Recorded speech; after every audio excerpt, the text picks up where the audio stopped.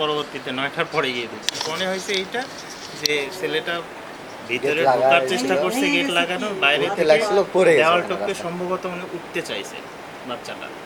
3তলা building, 4তলা building, ওখানে উপরে উঠতে চাইয়ে পিছলা হয়তো পড়ে গেছে, এই অবস্থা হয়ে গেছে। তার গায়ে নাকি ম্যারের দাগ আছে, এ বিষয়ে আপনারা কিছু জানেন কিনা?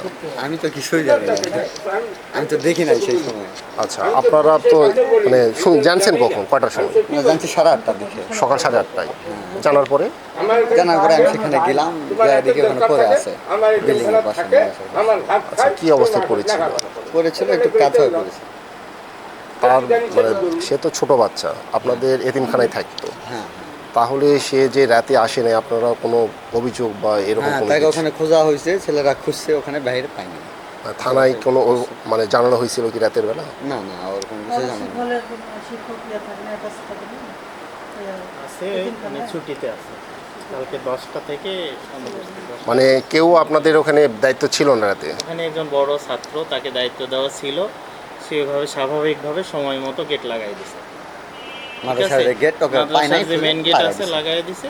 ও আসেনি, পরবর্তীতে সকালবেলা এই অবস্থা। এলাকার লোকজন 8:30 এলাকার লোকজন 10টার মধ্যে।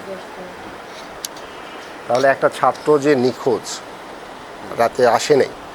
ওখানে 9টার সময় এখানে ছিল, চাচার বাসায় আসছে, দেখছে এখানে ছেলেপেলেরা বলে ওখানে আর খুঁজে পাচ্ছে না। অনেকক্ষণ ওরা খোঁজা হয়েছে, খুঁজে টুজে দেখার নাই, তখন গেট লাগাই দিচ্ছে। চাচার বাসা কোথায় বললেন? ট্রাক্টর নিয়ে। ওর চাচা এই পাশে কোথাও জানি ভাড়া থেকে, সঠিক জানি না, আশেপাশে, নওগাঁর আশেপাশে কোথাও ভাড়া ছিল চাচা।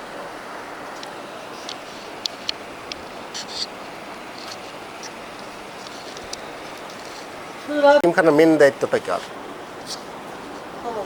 ঘটনায় মেন দায়িত্বে অনেক কিছুই এখানে।